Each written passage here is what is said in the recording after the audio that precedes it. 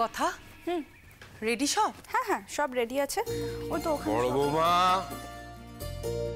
ছোট বৌমা সব গেলে কোথায় গো? এই তো বাবা, বলুন। এই তো জেঠুমনি, আমরা এই রান্নাঘরে আছি, এসব দেখাশোনা করছিলাম। শোনো, তাদের বোধহয় আসার সময় হয়ে গেল। আমাদের বাড়ির একটা রীতি আছে জানো তো, দেখো আতিথেয়তার যেন কোনো ত্রুটি না হয়। না না জেঠুমনি, আপনি একদম চিন্তা করবেন না, ওদের আতিথেয়তার কোনো ত্রুটি হবে না। বাবা আপনি ভাববেন না, আমরা সবটাই গুছিয়ে রেখে দিয়েছি। ওরা এলে আমরা একের পর এক সবটা সাজিয়ে দেবো। বলছিল কি, আমার একটা কথা আছে। তোমার আবার কি কথা? না বলছিলাম, জুজুটা বাড়িতে আছে তো, তাকে নিয়ে যদি কেউ বাইরে চল যায়, মানে ওনরা তো থাকবেন, সেখানে কথাবার্তা যদি শুনে ফেলে, এই বলছিলাম আর কি। বাইরে কোথায় যাবে? আর বাইরে যাওয়ার কথা উঠছেই বা কেন, আমি তো বুঝতে পারছি না। না যদি না কোনো গোপনীয়তা তো নেই, গোপনে তো কোনো কথাবার্তা হবে না, সবার সামনেই হবে, যা আবার হবে।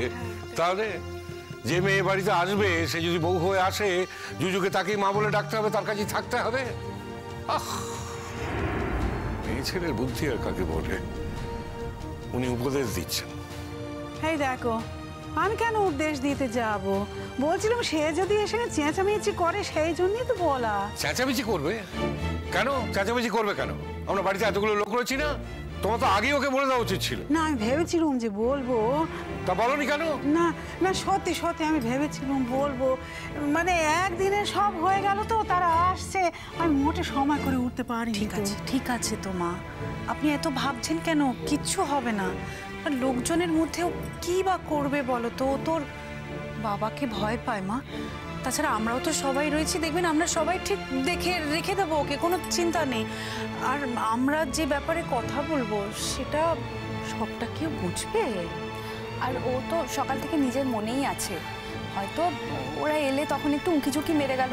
আর এমনিতেও তো অচেনা লোক এলে ও খুব একটা ঘোরাঘুরি করে না। আপনি চিন্তা করবেন না, আমরা ঠিক ম্যানেজ করে নেব। কই কি ব্যাপার, আসেনি এখন?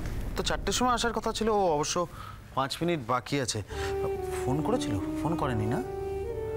ও কি ব্যাপার, ছোটদা ভাই কোথায়? এ দেখো জেঠু, তুমি 4টার মধ্যে ঢুকতে বলেছিলে, আমি কিন্তু অফিস থেকে চলে এসেছি। শুধু আসিনি, আমি আসার সময় বড়দা ভাইকেও তুলে নিয়ে এলাম।